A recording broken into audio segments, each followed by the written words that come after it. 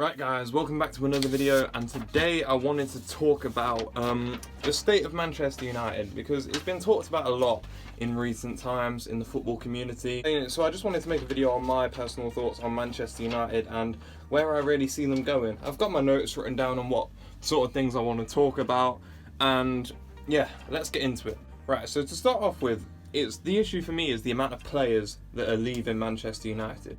So when you read down the list of the players of note which have left Manchester United, it reads like this: Cavani, Mata, Pogba, Lingard, Matic, Henderson on loan obviously to Nottingham Forest, and these are all quite key players in my opinion. So you've got, for example, Mata, who didn't really play, but he cost a lot of money and he was on quite a big wage, so it's alright getting him off the bill.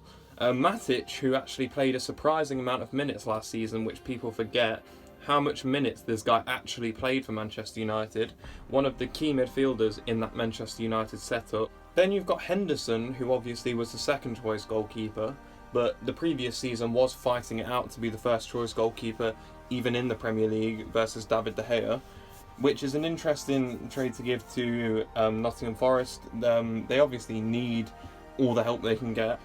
Losing Paul Pogba and Lingard and Cavani are the main three which I kind of want to talk about in depth, and actually Matic as well, but people don't really realise he played over 1,000 minutes last season, and for a player who people think just don't play, he actually played a lot more than people think. Now, Cavani obviously was a bit of an issue because he never really played as much as he should have. He kind of picked and chose when he wanted to play, which really, for a club like Manchester United, is disgraceful how someone is just allowed to do that to a club. It should be in his contract that he has to play, and that annoyed me, to be honest. You've got Pogba, who firstly you had when he was a youth player. You let him go for free to Juventus.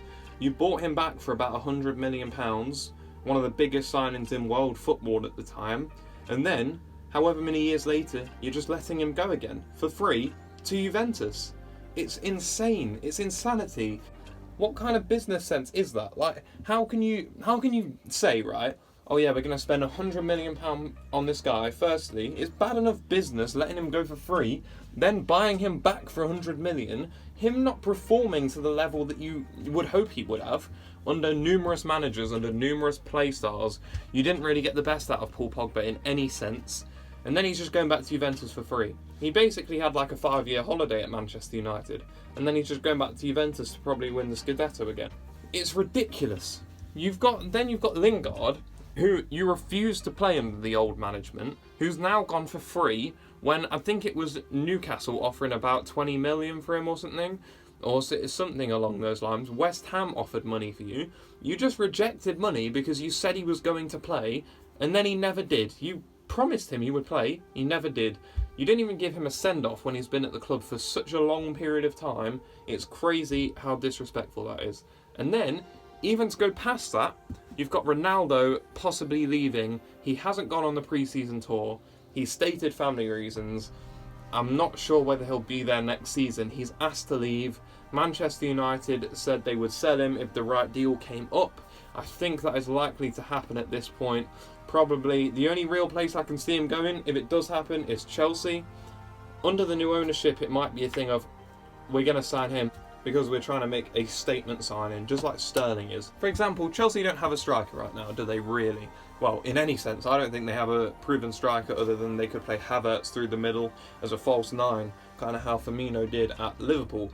However, it's hard to say whether adding Ronaldo would actually help Chelsea. Obviously, commercially, it's massive, and what he would do to the club. Would Ronaldo really leave Manchester United for another Premier League team? Is that disrespectful, or is it fine? I think it's disrespectful if he went to Manchester City or Liverpool, but going to Chelsea, he wants to play in the Champions League, and the only team that I can even see progressing past the group stages that would have him is probably Chelsea at this point. Bayern Munich is a possibility, but they probably won't pay his wages. Bayern Munich don't usually do that. Right, so the next issue I have with Manchester United is the signing of players. They've signed that left back from Feyenoord that might disrupt Luke Shaw's position. He's been awful last season, but then with the right management, you can tell you can play him correctly. and he can be one of the best fullbacks in the whole of the Premier League.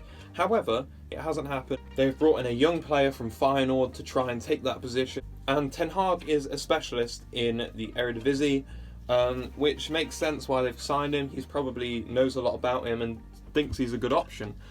But the fact that you've signed Eriksen as well, who is good, but he basically plays Bruno Fernandes's position. So is he going to be a backup? I'd assume Eriksen goes there with some sort of assurance that he'll play, but then they did that with Jesse Lingard. So is he going to play? Where is he going to play? And that is just the issue with that. Is he going to play? And then there's no one really else that in Manchester United. Well, there's no one else that they've definitely signed. The Frankie de Jong signing looks like a mess. Manchester United just don't seem like they can get it done.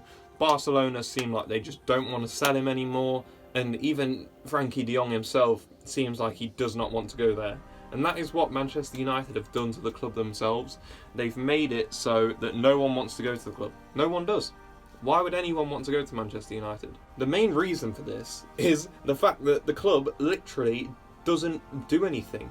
They make false promises and they just don't do what they say they're going to do. Oh, we're going to spend money, we're going to challenge. They don't do it in the right way, and maybe they will with Ten Hag, but the credibility of Manchester United, of them being one of the biggest clubs in England, which obviously they always will be, but one of the most successful clubs in England right now, is diminished after Sir Alex Ferguson has left. Even last season, they could have easily come 7th playing in the Europa Conference League, and that would have been embarrassing. They got 6th because of West Ham bottling it, and that's just the facts.